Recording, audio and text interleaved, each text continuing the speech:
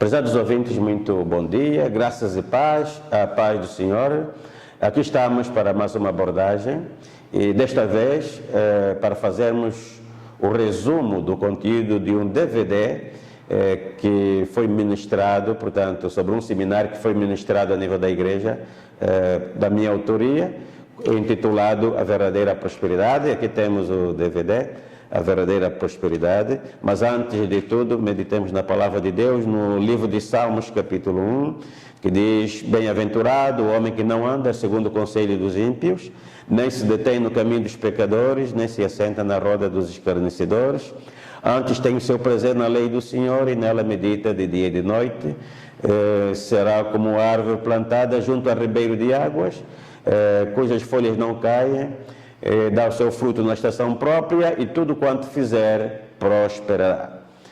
Como dizíamos, vamos fazer a abordagem deste seminário e estaremos de forma resumida falando sobre o mesmo, cujo propósito foi, em primeiro lugar, revelar a falsidade do conceito prosperidade, que ultimamente tem vindo a ser abordado principalmente no ciclo religioso, e ao mesmo tempo, portanto, revelar que realmente você, filho de Deus, foi chamado para uma vida próspera, não para uma vida mesquinha, uma vida miserável, mas para uma vida próspera.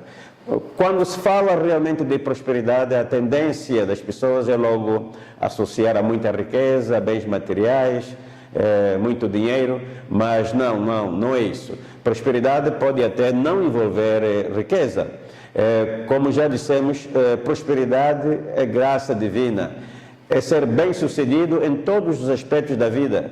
Ter um lar abençoado, ter uma família abençoada, saúde física, saúde emocional, paz de espírito, ser bem-sucedido em tudo quanto nós empreendemos, sem pisar ninguém, sem quebrar princípios da honestidade, da moral, ser uma bênção para os demais, um canal de bênção para a sociedade. Portanto, assim nós definimos como prosperidade. Hoje fala-se muito de prosperidade no meio religioso, mas de forma distorcida, não biblicamente correta. No meio evangélico, hoje existem praticamente dois extremos com relação à abordagem desta questão, dizíamos nesse seminário. O primeiro grupo é integrado por aqueles que têm receio de abordar o tema e veem na questão do dinheiro, na questão da prosperidade, um tabu. E esquecem-se que Jesus realizou um ministério holístico, atendendo o homem nas três dimensões: física, espiritual e emocional. Ele se preocupa com o nosso estado físico, com o nosso estado emocional e com o nosso estado espiritual. Por isso é que Jesus, quando esteve na terra, alimentou as multidões. Também o mesmo Jesus curou os enfermos e o mesmo Jesus libertou as pessoas das possessões demoníacas.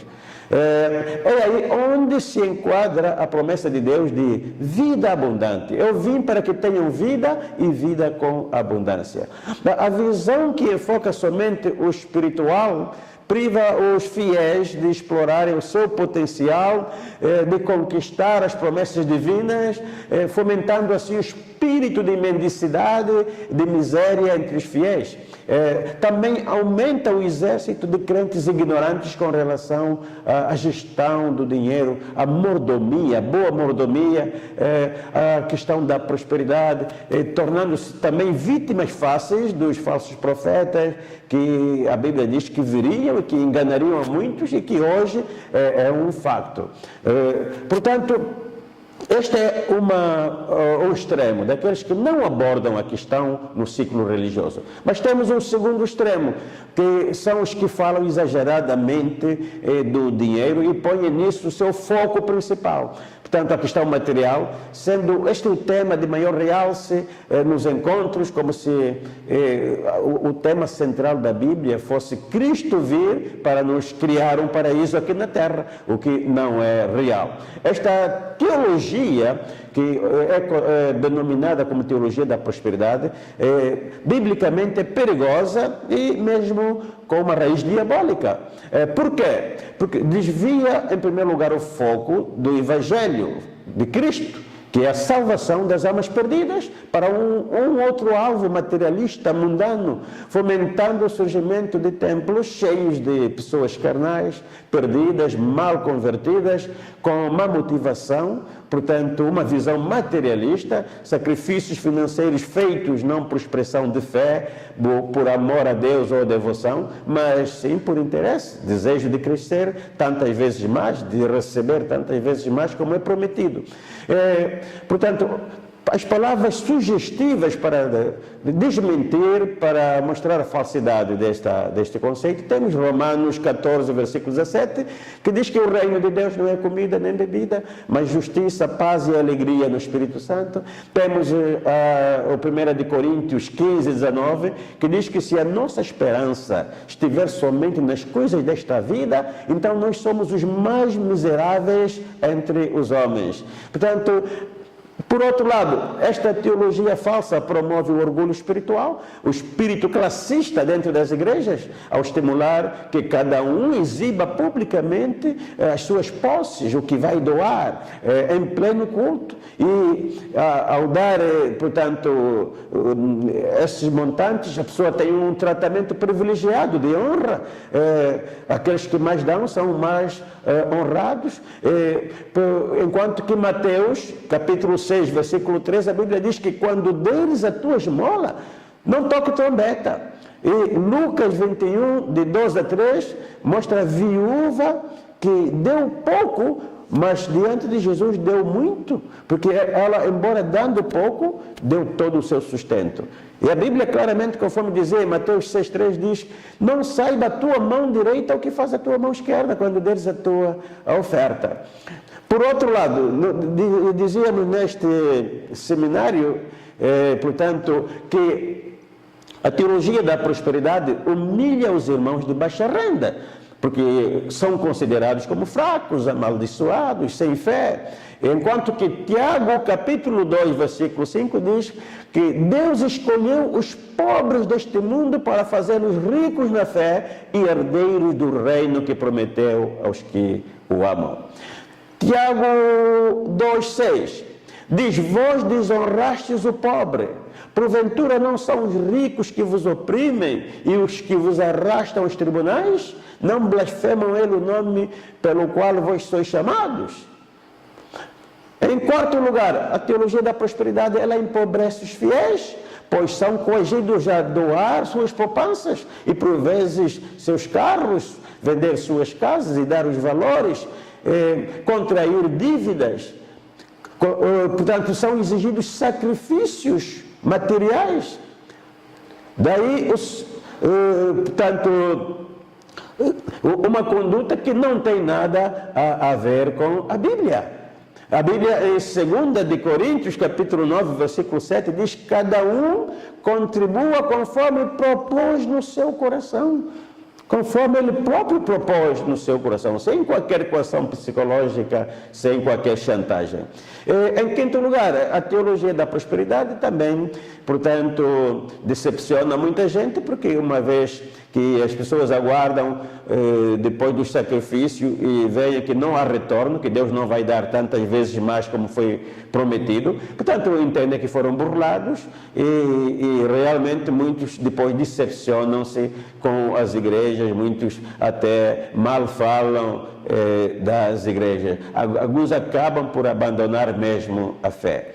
Porque Deus não tem compromisso com a palavra que Ele não pronunciou. Jeremias capítulo 1, versículo 2, Deus diz: eu velo pela minha palavra para fazer cumprir. E também essa teologia enriquece, portanto, e leva a vida exuberante e luxuosa dos seus promotores, pois são os detentores finais de todos esses bens arrecadados enganosamente, portanto, da venda de amuletos que dizem que abrem portas fechadas, mas que no fundo não abrem portas nenhuma, dos fundos provenientes dos sacrifícios que os encaustos, portanto, realizam.